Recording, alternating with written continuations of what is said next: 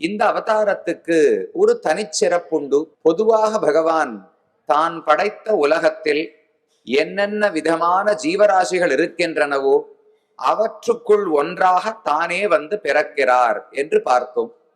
மீன்கள் பகவானாலே படைக்கப்பட்டவை, தானும் ஒரு மீனாக பிறக்கிறார். ஆமைகள் பகவானாலே சிருஷ்டிக்கப்பட்டவை, தானும் ஒரு ஆமையாக பிறக்கிறார்.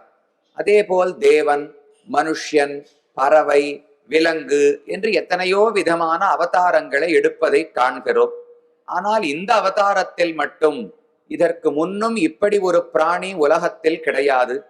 அந்த அவதாரத்துக்கு பின்னும் இப்படி ஒரு ஜந்துவை, ஜீவராசியை உலகத்தில் யாரும் கண்டது கிடையாது. அப்படி ஒரு அற்புதமான வடிவம், பாதி சிங்க உருவத்தோடும் பாதி மனுஷ்யனான உருவத்தோடும் நரம் கலந்த சிங்கமாக நிருசிம்மன் என்கிற பெயரோடு பகவான் அவதரித்தார். இப்படி ஒரு அவதாரத்துக்கு காரணம் ஹிரண்யகசிபு பிரம்மாவிடத்திலே கேட்ட வரங்கள். அங்கிருந்துதான் கதை தொடங்குகிறது. அனைவரும் அறிந்த சரித்திரம்தான். ஹிரண்யாக்ஷன், ஹிரண்யகசிபு என்று 2 அண்ணன் தம்பிகள் இருந்தார்கள். இவர்கள் இருவருமே ஜெய விஜயர்களுடைய பிறவியாக அவதாரமாகத்தான் சொல்லப்படுகிறார்கள். ஒரு முறை பிரம்மாவினுடைய மானச குமாரர்கள் 4 சனகர், சனந்தனர், சனாதனர், சனத்குமாரர் என்று சொல்லுகிறோமே.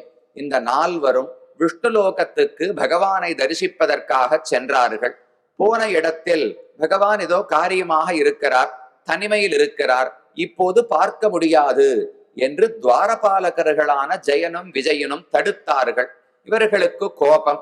உடனே சாபம் கொடுத்து நீங்கள் உலகத்தில் போய் பிறக்க வேண்டும் என்று சபித்தார்கள். அவர்கள் என்ன செய்வதென்று தெரியாமல் பகவானிடத்திலே பிரார்த்திக்க, கவலைப்பட வேண்டாம், 3 பிறவிகளுக்கு கொடிய அசுரர்களாக நீங்கள் பிறப்பீர்கள். ஆனால் ஒவ்வொரு முறையும் நானே வந்து அவதாரம் செய்து உங்களை அழிப்பேன். 3வது முறை உங்களை நான் கொல்லும் போது மறுபடியும் விஷ்ணுலோகத்தை வந்து அடைவீர்கள். இதுதான் இந்த சாபத்திலிருந்து உங்களுக்கு விமோசனம் ஏற்படும் பிரகாரம் என்று பகவான் தெரிவித்தார்.